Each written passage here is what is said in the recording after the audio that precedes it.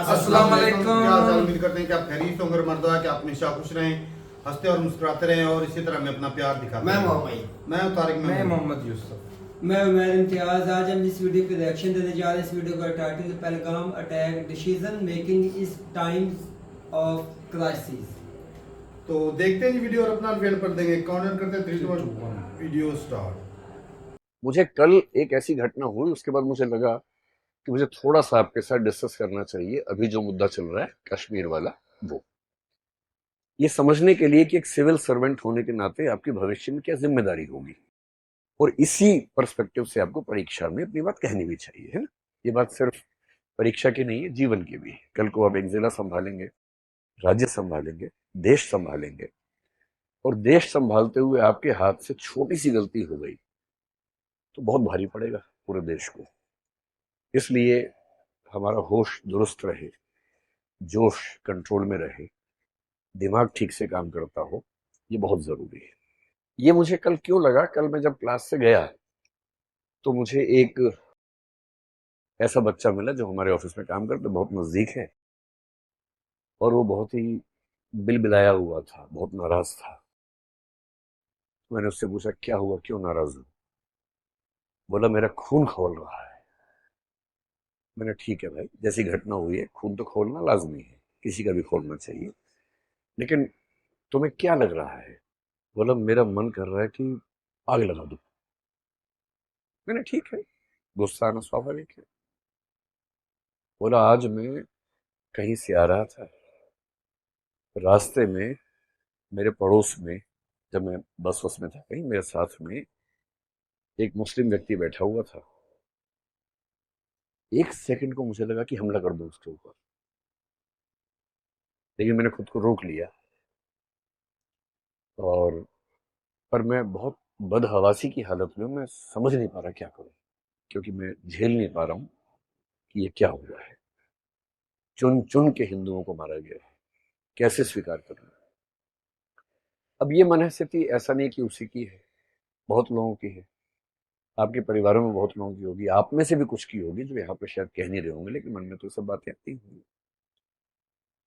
ऐसे माहौल में एक सिविल सेवक की जिम्मेदारी क्या बनती है, हमें ये समझना है। और आप जब कल को निबंध लिखें, इंटरव्यू में जाएं, बात करें, वहां पर आपका नजरिया कैसा दिखना चाहिए, ये भी तो महत्वपूर्ण बात है ना, गौण बात थोड़ा ना। सबसे पहली बात जो आप एथिक्स में एक टॉपिक है इमोशनल इंटेलिजेंस, भावनात्मक बुद्धिमत्ता, उसमें पढ़ेंगे। जब भी कोई आपको उकसा रहा हो, नंबर वन, उकसावे में नहीं आना है। इमोशंस में बह के फैसला नहीं करना है। कोई भी ऐसा फैसला जिसके दूरगामी परिणाम है, वो इमोशन से बह के नहीं करना है। थोड़ा सा वहां से हट के, न्यूट्रल होके, सोच के समझ के फिर करना है। तो जब जब मन में ऐसा भाव किसी के आए, एक बार थोड़ा सा वहां से खुद को हटाना और गहराई में सोचना। सोचते कैसे हैं? जब आप क्यों हुआ, कैसे हुआ, किसने किया, उनका क्या पर्पस था, कहीं मैं उनका पर्पस पूरा तो नहीं कर रहा, मुझे क्या करना चाहिए। जब आप इस तरह से चीजों को ब्रेक करके सोचते हैं, तो आप एक अच्छे लेखक भी बनेंगे, एक अच्छे इंटरव्यू के उम्मीदवार भी बनेंगे, एक अच्छे सिविल सर्वेंट और अच्छे नागरिक भी बन जाएंगे। तो उसको मैंने कल थोड़ा संक्षेप में समझाया, तो मुझे उस समय लगा कि मेरी जिम्मेदारी है कि मैं कम से कम क्लास में आप लोगों से भी बात करूं, और आप लोग अपने अपने परिवार के लोगों से बात करें। जब माहौल बहुत खराब हो, तो अपने हिस्से का माहौल ठीक करना तुम्हारी जिम्मेदारी है ही। हर व्यक्ति तक तो हम नहीं पहुंच सकते, पर जहां तक पहुंच सकते हैं वहां तक कम से कम माहौल को ठीक करना, समझना, समझाना बहुत जरूरी चीज है। जब भी ऐसा हो तो पहले सोच के देखिए कि कौन है जिसने ये किया होगा। और समझदारी का मूल लक्षण पता है क्या है? आप चीजों को अलग कर पाते हैं, चीजों को मिला के एक नहीं करते हैं। जो चीजें अलग अलग हैं उनको अलग अलग करके देख पाने की क्षमता आपके अंदर है। ये किसने किया होगा, कौन होगा? और इसका सबसे सिंपल तरीका समझने का क्या होता है? जिसको इससे फायदा होगा उसने किया होगा। अभी एक पर्सपेक्टिव ये चल रहा है कि पाकिस्तान ने किया है, कुछ लोग ये पर्सपेक्टिव बना रहे हैं कि सारे मुसलमानों ने मिलकर ऐसा किया है, मुसलमान लोग चाहते हैं कि हिंदुओं को मार दिया जाए। और जो इमोशनल लोग हैं बहुत ज्यादा, उनको भड़काना सबसे आसान काम दुनिया में होता है। अगर हम दो ऑप्शन लेके चले, एक लेके चले कश्मीर के मुसलमान, एक लेके चले पाकिस्तान। भाई पाकिस्तान को एक कह रहा हूं, पाकिस्तान भी एक नहीं है। पाकिस्तान की आर्मी अलग है, पाकिस्तान की सरकार अलग है, पाकिस्तान की जनता अलग है। कश्मीर के मुसलमानों को ऐसा करने से क्या फायदा होगा? फायदा होगा या नुकसान होगा? नुकसान होगा। इतने सालों की दहशतगर्दी के बाद 1980 के दशक के अंत में जो माहौल बिगड़ा, तब से बिगड़ा ही हुआ था। 2019 के बाद जब 370 को एब्रोगेट किया गया, तब भी कहा गया कि माहौल बिगड़ेगा, पर माहौल लगभग स्थिर रहा, संभल गया। कई साल तक केंद्र शासित प्रदेश के रूप में शासन चला केंद्र के माध्यम से।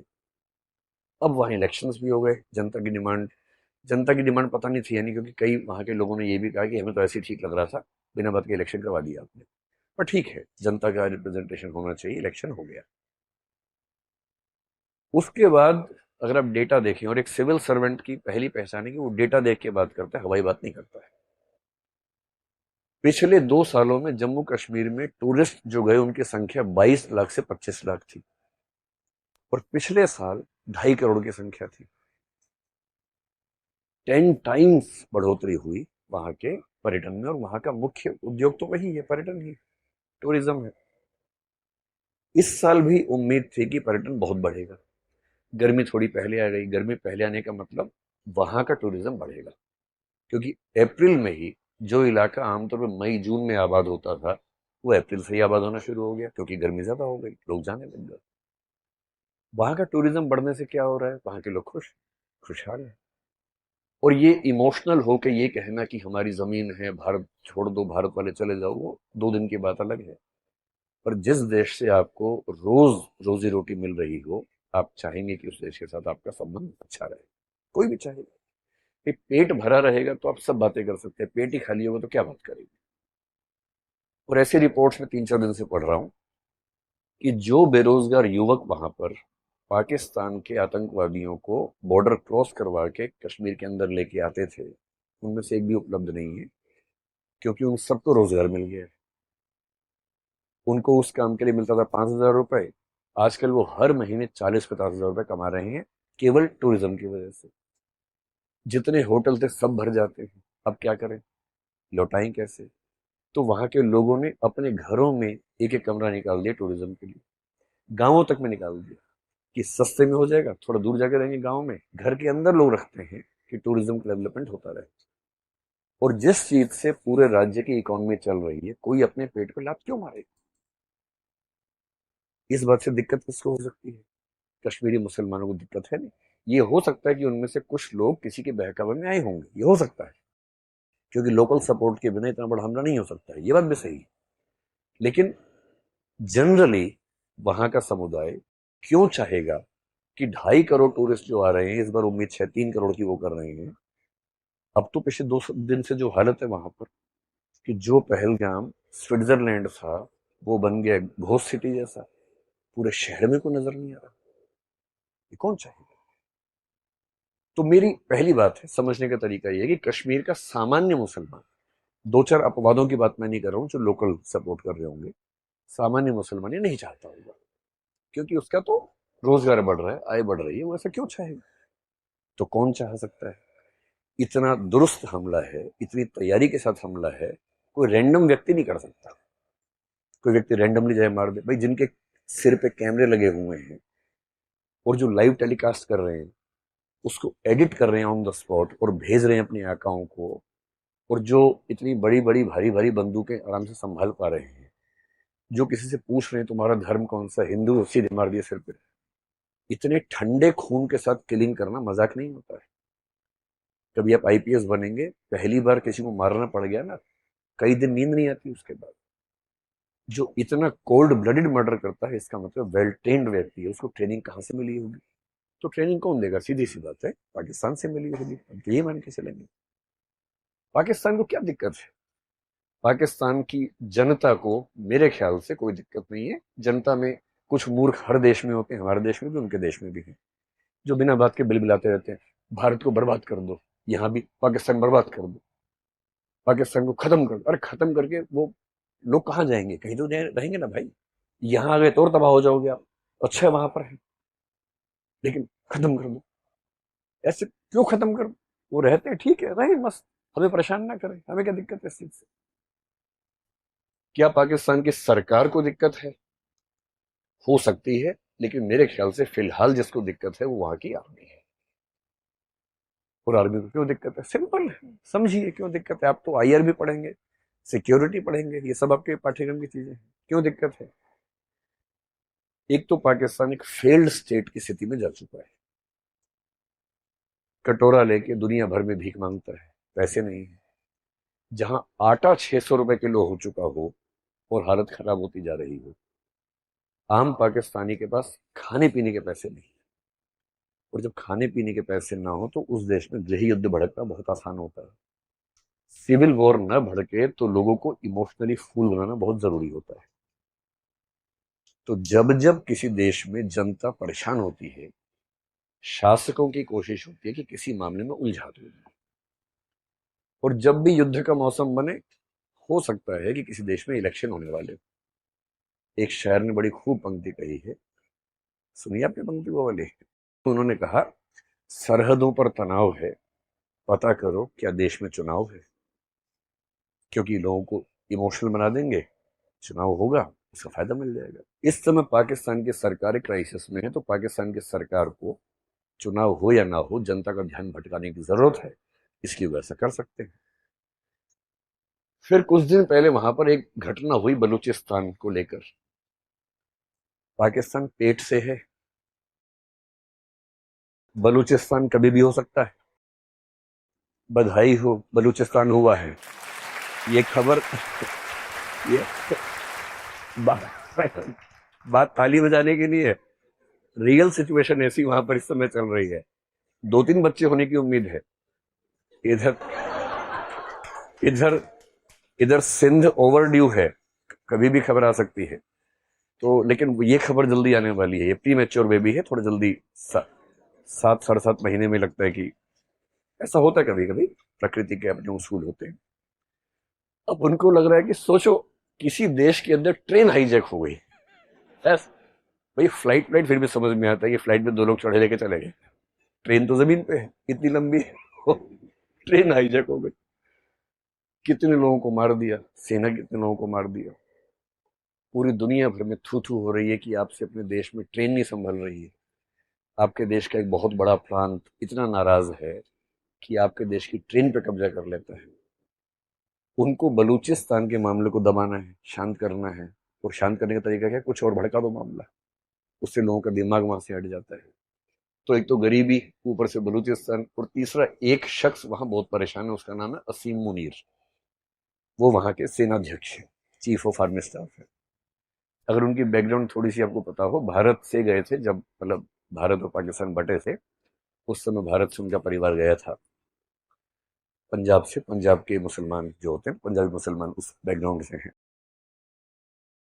इमरान खान के दौर में उनके नजदीकी थे, आईएसआई के चीफ बनाए गए थे। आईएसआई का बेसिक काम है भारत को परेशान करना, उसके चीफ थे। फिर इन्होंने कुछ ऐसी बड़ी मिस्टेक कर दी कि उसके बाद इनको पनिशमेंट पोस्टिंग देके बहुत खराब पोस्टिंग में भेज दिया गया। अब जैसे इमरान खान की सत्ता पलटी, नवाज शरीफ के भाई है, तो नवाज शरीफ के निर्देश पे कहते हैं कि उनको पाकिस्तान का सेनाध्यक्ष रिटायरमेंट से 2 दिन पहले बनाया गया, एक्सटेंशन देके। और इसलिए बनाया गया कि इमरान खान के दुश्मन नंबर 1 है इस समय। इमरान खान और उनके समर्थक इस समय पाकिस्तान की नाक में दम किए हुए लगातार, बात बात पे राजधानी घेर लेते हैं, और ऐसा लगता है कि राजधानी कब्जे में है इमरान खान के लोगों के। तो इमरान खान फैक्टर को दबाने के लिए सेना का प्रमुख ये व्यक्ति बना है। और इसके मन में एक परेशानी हमेशा से भारत को लेके, इसने कुछ दिन पहले ऐसी एक स्पीच दी भी थी जिसमें भारत के हिंदुओं को अटैक किया कि हिंदू लोग हमसे अलग हैं, हम एकदम अलग हैं, हम एक हो ही नहीं सकते हैं, इस तरह की बातें की।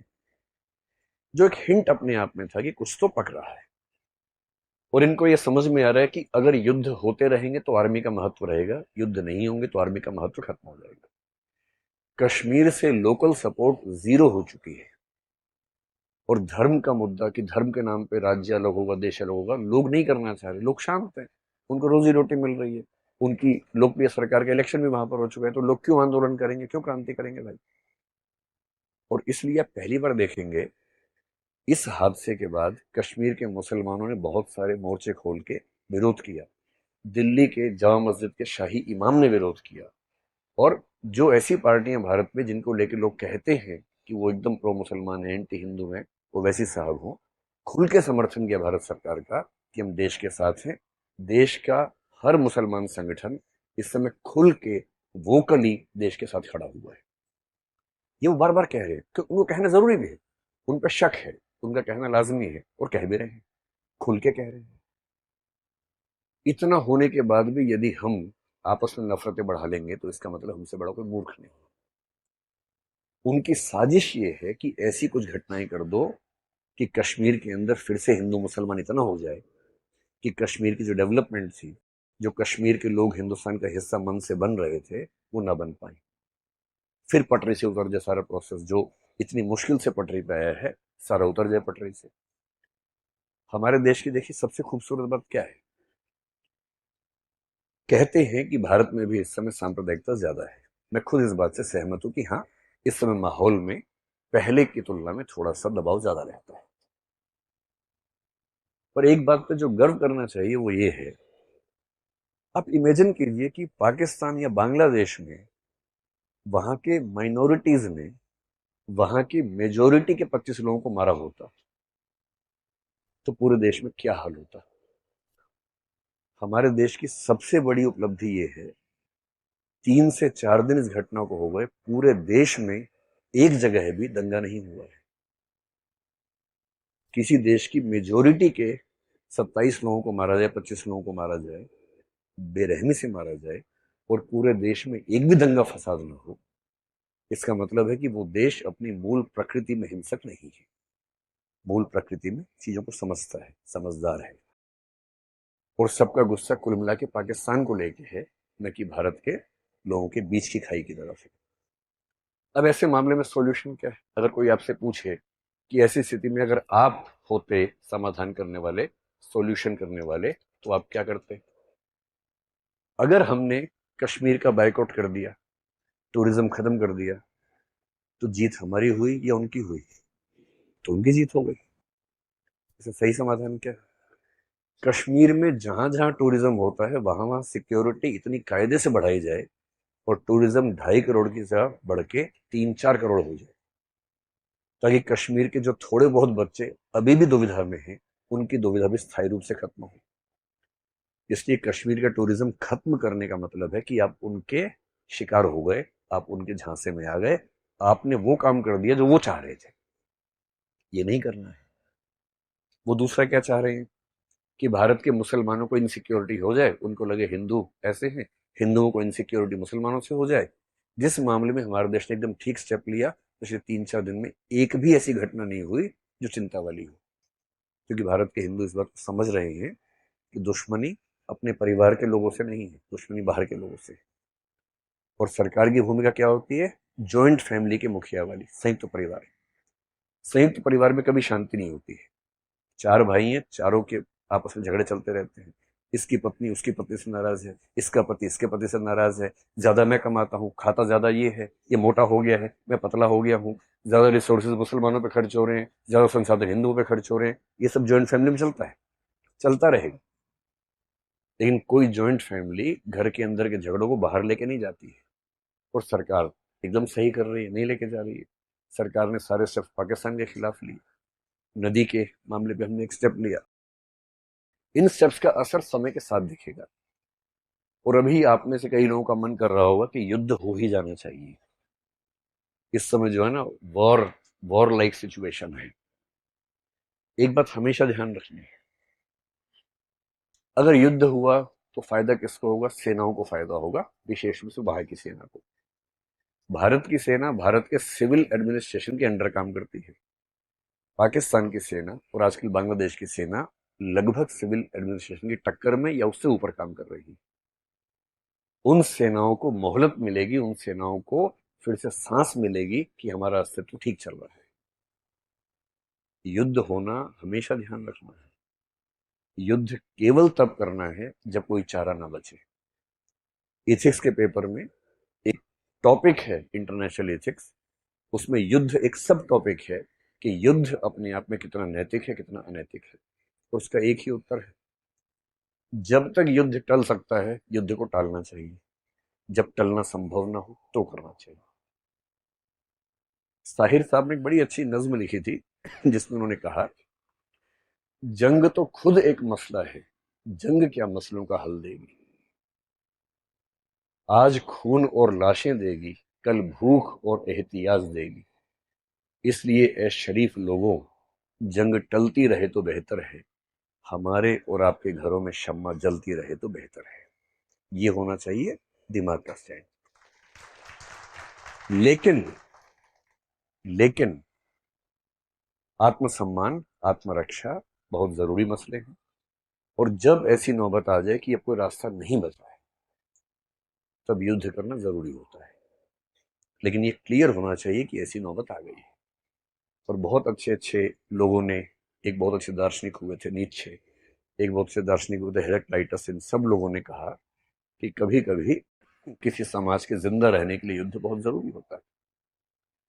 दिनकर एक कवि हुए, कुरुक्षेत्र में उन्होंने एक बात लिखी, पांडवों और कौरवों के बीच में युद्ध की बात चल रही है और बहुत परेशान है युधिष्ठिर कि युद्ध हमने लड़ा, अच्छा किया कि बुरा किया।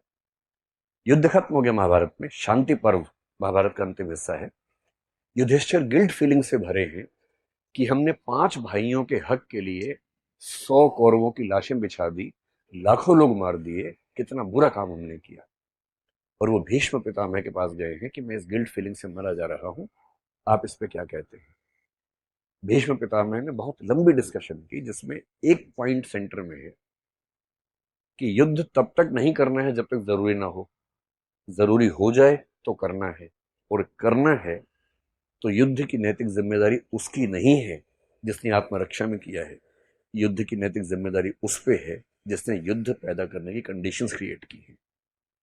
और तब वो एक पंक्ति कहते हैं, रुग्ण होना चाहता कोई नहीं, रुग्ण मतलब बीमार, रुग्ण होना चाहता कोई नहीं, रोग लेकिन आ गया जब पास हो, तिक्त औषधि के सिवा उपचार क्या, शमित होगा वह नहीं मिष्टान से।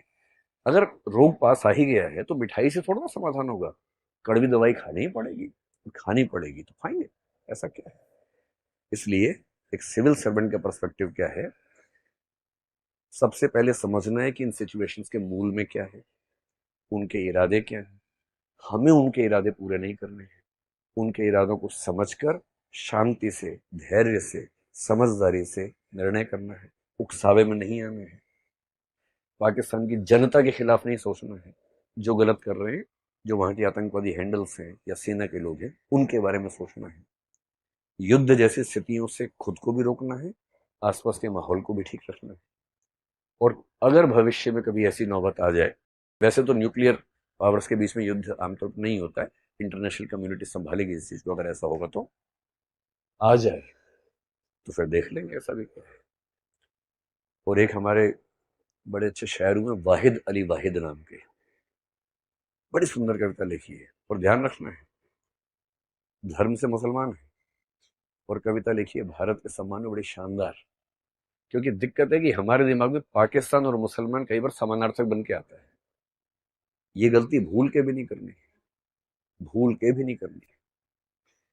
और वो कह रहे हैं, द्वंद्व कहां तक पाला जाए, युद्ध कहां तक टाला जाए, तू भी है राणा का वंशज, फेंक जहां तक भाला जाए, दोनों ओर लिखा हो भारत, सिक्का वही उछाला जाए, इस बिगड़ैल पड़ोसी को अब फिर शीशे में ढाला जाए। तो बिगड़ैल पड़ोसी को ढालना पड़े, ढाल देना चाहिए, लेकिन मिसप्लेस्ड एरोगेंस से बचना है। गुस्सा उस पे करना है जिस पे करना चाहिए, उसका नाम लेके किसी और पे नहीं करना है। एक समझदार नागरिक होने की ये बुनियादी जिम्मेदारी है। और मुझे उम्मीद है कि हम सब, भाई आप तो कल को देश संभालेंगे ना, अभी खुद को संभालो, पहले खुद को संभाल के परिवार को संभालो, अपने आसपास के माहौल को संभालो, कल को देश को संभालो। और युद्ध अगर इमोशंस में होने लग गए तो दुनिया में कोई बचेगा नहीं, इतने युद्ध होंगे दुनिया खत्म हो जाएगी। तो युद्ध निजी जीवन में भी तभी करना है जब कोई चारा ना हो, जब तक बातचीत से मामला बने बनाओ। और अच्छा युद्ध बंदूकों से नहीं होता है, मनोविज्ञान के स्तर पे होता है, इंटरनेशनल कम्युनिटी को साथ लेके होता है, जो हमने कर लिया है पहले ही। अगर चीन और बांग्लादेश को भी कमेंट करना पड़ ही गया फाइनली, इसका मतलब है कि नैतिक दबाव हमने दुनिया भर में बना दिया है। युद्ध होता है आर्थिक स्तर पर, कमर तोड़ने का तरीका बंदूक नहीं होता है, कमर तोड़ने का तरीका इकोनॉमी को हिलाना होता है, जो हमने पहले स्टेप्स ले लिए। इन सब से बात ना बने तो अंत में होता है कि बंदूक उठाओ और काम शुरू करो, लेकिन वो बहुत बात की बात है और उसके लिए पागलपन तो एकदम ठीक नहीं। क्या मैं आपको समझा पाया? और ये एक मुद्दा था। किसी भी मुद्दे पर पर्सपेक्टिव इस तरह से रखना है, समग्र मूल कारण पे जाना है, उथली बातों से बचना है, और जो सही समाधान है मल्टीफेसेटेड, मल्टीप्रॉन्ग्ड, बहुपक्षीय समाधान, उसको लेके आगे बढ़ना है। ठीक।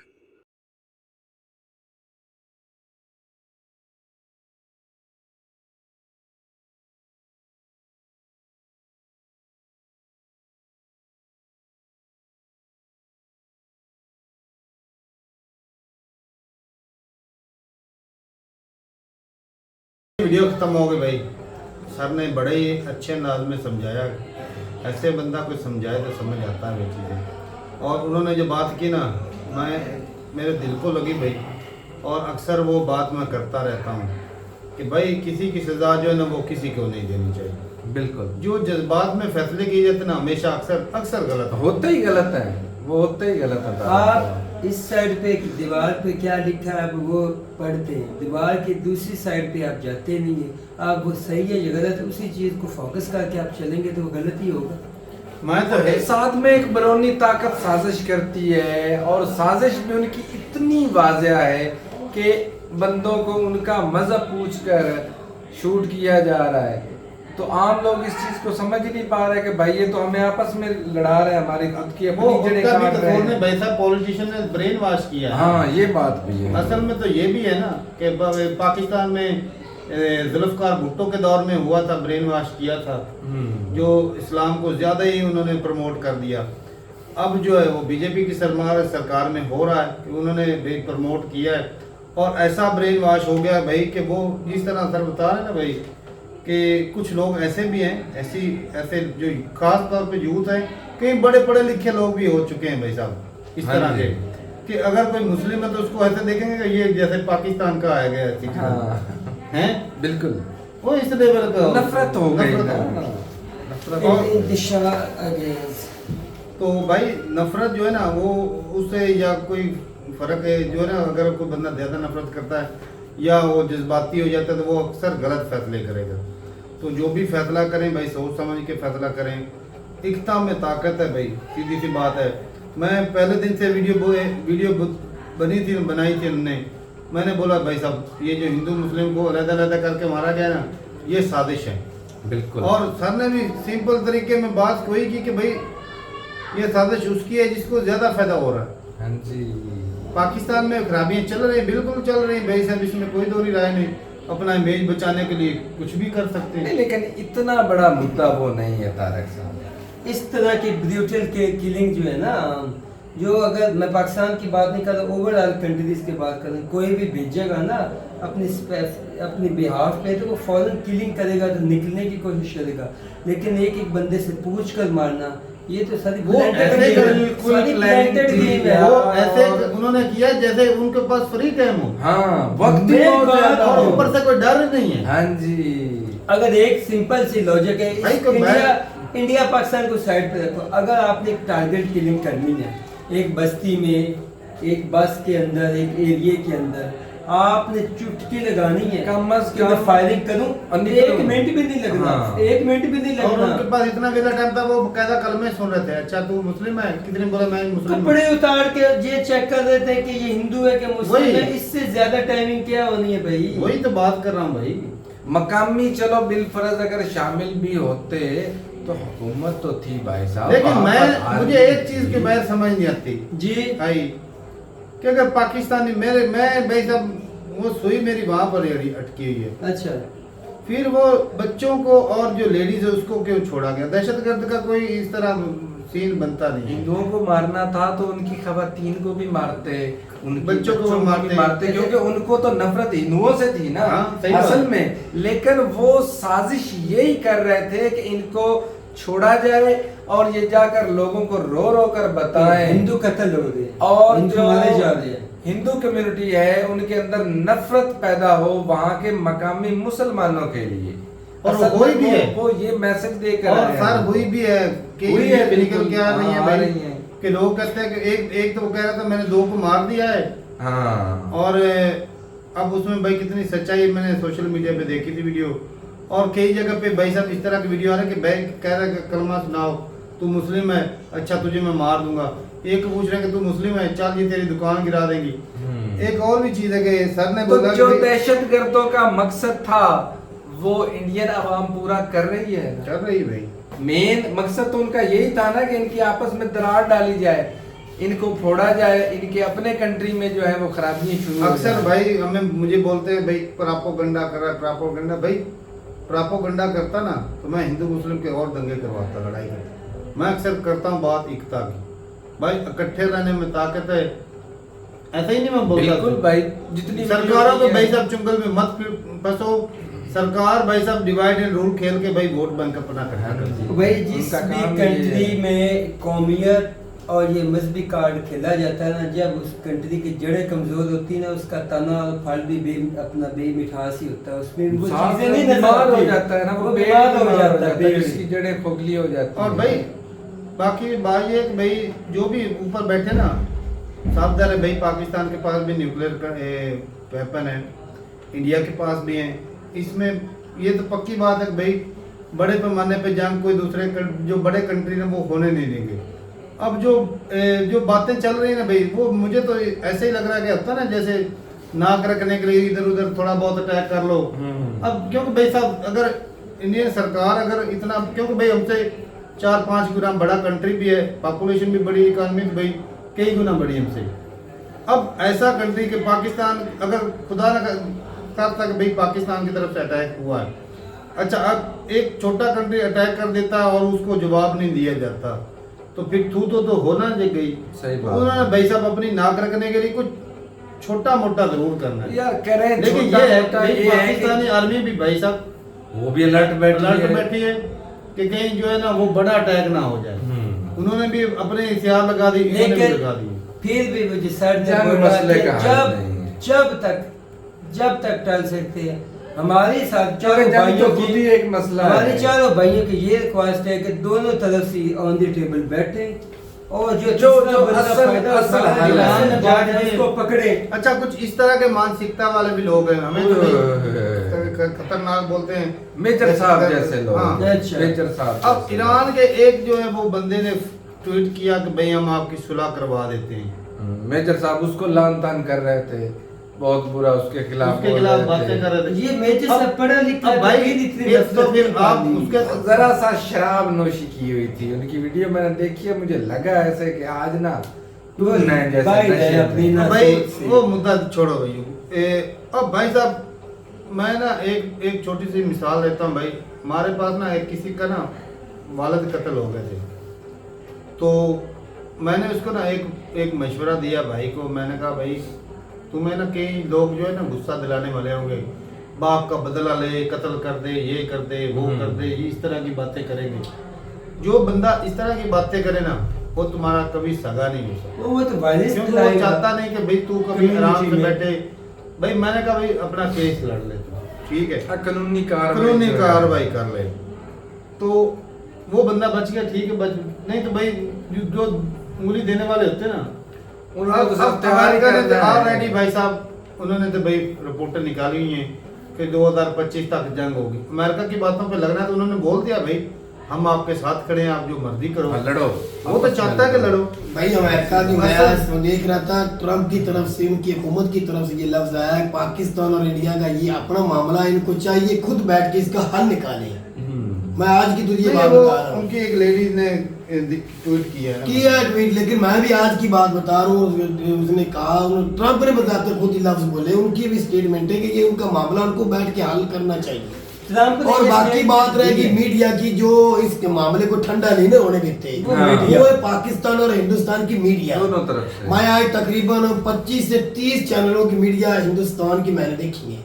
फिर मैंने अपनी फिजा अकबर की भी एक देखी पाकिस्तानी, फिर मैंने एक दो और पाकिस्तानी भी देखी। दोनों तरफ आग भड़काई जा रही है। सही बात है। हिंदुस्तान की मीडिया इस तरह लफ्ज बोल रहे थे, जब पाकिस्तानी को बात करता था ना, चीमा जैसा को बंदा बात कर रहा था, उसको कहते थे इसका माइक बंद किया जाता था और दूसरे अपने हिंदुस्तान का माइक खोल के उसकी आवाज़ ज्यादा सुनाई दी जाती थी। यही सेम काम पाकिस्तान की तरफ हो रहा था। इसका मतलब क्या है, मीडिया आपको भड़का रही है। टीआरपी के लिए वो इतना ठंडा नहीं काम होने दे रहे, वो आपको भड़का रहे। बजाय इसके वो अच्छी बात करें, वो और आग भड़का रही है मीडिया और दोनों तरफ। बाकी जो बड़े कंट्री हैं वो अमेरिका जैसे कंट्री, वो तो चाहेंगे भाई साहब हिंदुस्तान किसी खाते में पड़े, बिल्कुल चाइना के साथ उलझ जाए, पाकिस्तान कहीं ना कहीं पंगा पै जाए। ये भी है। तो भाई लड़ना जो जंग है ना, वो आखिरी हरबा होता है, पहला नहीं होता। तो भाई मिलना क्या है, मुझे ये पता मिलना क्या जंग में, यूक्रेन और रशिया के अंदर क्या मिला जंग में? नुकसान अक्सर आज फलस्तीन है या इजराइल से मिला क्या है? कुछ भी नहीं। मौतें तो हो, उधर भी मरे, इधर भी, किसी ने भी पहल की है। हमने 4 जंगे की है हिंदुस्तान के, पहले हमने पहल की है, हिंदुस्तान ने मिला क्या है? सही बात कर बेगुनाह बेचारे मारे गए, आज उनके लिए कोई दुआ भी नहीं करता। बड़े बड़े जनरल मार गए, उनके लिए कोई नहीं दुआ करता। मर गया तो खत्म हो गया। सही बात। इसके बारे में कोई सोच ही नहीं रहा। अभी बेगुनाह जो मारी जा रहे हैं, मारी जा रहे हैं। अपनी ईगो छोड़े, दोनों कंट्री बिल्कुल, ये बात है। बैठ के बात करें और इस मसले का हल निकालें। दहशतगर्दी खत्म होनी चाहिए भाई, हम दहशतगर्द के खिलाफ हैं। वो ईरान की ना माने तारे, किसी को भी ना ईरान है, ईरान हो या एक दोस्त होने के नाते भाई साहब उन्होंने अच्छी बात की। मुद्दे रखा है तो ना, भाई तो इंडिया के आपस साथ में- ताल्लुकात अच्छा, बेहतर हैं। अच्छा अमेरिका खुद कर ले, खुद दोनों कंट्री भाई, मैं एक सिंपल सा सवाल, अमेरिका अगर बोलता कि आप लड़ो, मैं तुम्हारे साथ खड़ा हूँ, तो क्या आप लड़ोगे अपने जवान? अमेरिका ने आके थोड़ी लड़ना इधर। मरने की तो किसके जवान है? या पाकिस्तान का मरना है, यार या यूक्रेन को थपकी दी नहीं अमेरिका ने, को अमेरिका को मरा, सारे यूक्रेन नहीं मरा। और ऊपर से धरती भी तो हमारी इस्तेमाल हो रही है। बिल्कुल सारा कुछ तो नहीं। मिलना भाइयों कुछ भी नहीं। सर जिस तरह बता रहे, यकीन माने बड़े ठंडे लहजे से अच्छे तरीके से उन्होंने बताया वीडियो के अंदर, अपने नौजवानों को बता रहे हैं भाई सब्र आपने नहीं कर छोड़ना, आपने हौसले के साथ जज्बात में आके कोई फैसला कभी भी नहीं करना। ये तो एक मसला हुआ है ना, बहुत बड़ा हुआ है, इससे हट के भी कोई घरेलू मसला भी उनका मतलब है, फिर भी जज्बात में ना सही आओ, बात। ठंडे दिमाग से सोचो। मैं तो अभी भी कहता हूँ पाकिस्तान और इंडिया दोनों मिल बैठे, जज्बात को छोड़ें।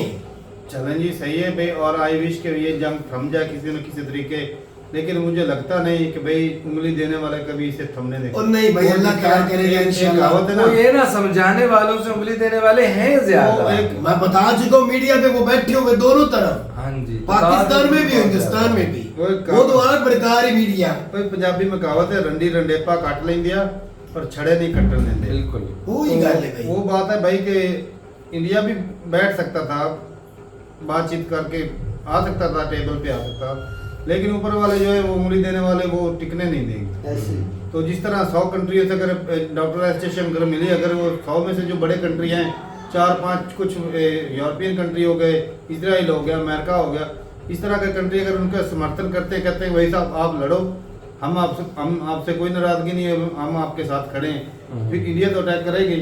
तो ये तो मिलेगा और क्या? वही अगर कंट्री मिलेगा समझाएं कि बैठ जाओ भाई, ना खुद मरो ना अगलों को क्या? मारो। और कंट्री अगर जंग होती भी है जो उनका साथ दे रहे हैं, वो कंट्री डॉक्टर जयशंकर को कहते हैं हम आपके साथ हैं। अल्लाह न करे अगर वो जंग अटैक इंडिया करता, आगे से पाकिस्तान भी करता, फिर मिलेगा क्या? क्या वो कंट्री अपनी फौजें लेके इधर आएंगी? कुछ नहीं नहीं, आएगी, जीरो। कुछ भी वो नहीं करेंगे भाई। पाकिस्तान और इंडिया के नौजवान, माओ के बच्चे जो वो ही शहीद होंगे दोनों तरफ, बेगुनाह मारे जाएंगे, हाल कुछ भी निकलेगा। एंड पे हाल यही होगा कि आपको फिर मिल के बैठना पड़ेगा। या तो फिर ऐसा हो ना कि भाई जिसने ये किया है उसको डायरेक्ट सजा मिले तो फिर मजा है। हाँ हैं? ऐसा ऐसा होना नहीं। वो जिसने किया है उसको, वो एक पुरानी कहावत भी है, वो जख्म किदाऊं चीरा किदाऊं। ऐसे ऐसा ना कि भाई साहब कोई गिल्टी कोई और हो और सजा किसी और को मिल रही है। ऐसे बेगुनाह हो। तो मासूम लोगों को भाई साहब सजा बिल्कुल नहीं मिलनी चाहिए। अब कहीं गुस्से में बोलेंगे भाई साहब वो उन लोगों ने क्या किया, भाई मासूम लोग थे, हमने कितनी दफा बोला है। हम जो अभी भी कहते हैं वो गाँव में 36 आंकड़ा हो गया, वो 36 आंकड़ा भाई चलो, ठीक है। जितने भी हैं वो बेचारे जो वो 28 थे, आज मासूम थे। 36 बता रहे भाई, वो बेगुनाह थे, उनको पता ही नहीं था कि उनको बेचारों वो को। मासूम थे, उनको भाई साहब दहशतगर्दों ने मारा है, भाई हम उसके खिलाफ हैं। ये गलत चीज है, ऐसा नहीं होना चाहिए था। हम तो पहले दिन से अब कह रहे मैं जो हैं। कह रहा हूं, मेरा कहने का मतलब ये कि भाई इन लोगों ने मारा, गलत किया। अब अगर कोई ऑपरेशन होता तो भाई साहब जिन लोगों ने किया उनके ऊपर हो, बिल्कुल हाँ, ऐसा ना हो भाई जो गिल्टी हैं अब किया किसी और ने है और उसके बदले किसी और को मार दे, ये गलत चीज है। बिल्कुल। चलें जी, सही है, भी अपनी राय जरूर बताएगा कमेंट सेक्शन में। मिलते नहीं वीडियो के साथ, तब तक के लिए इजाजत दें। अल्लाह अल्लाह हाफ़िज़। हाफिज।